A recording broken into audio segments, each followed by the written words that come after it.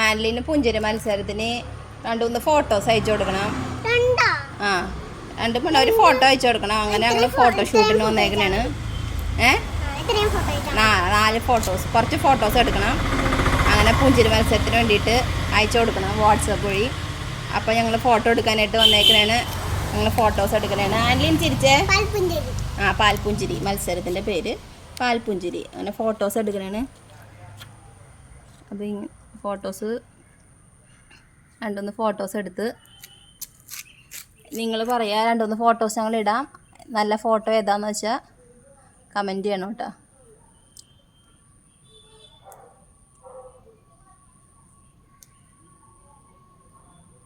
ചിരിച്ചാലും ചിരിച്ചേ, നന്നായിട്ട് ചിരിച്ചേ.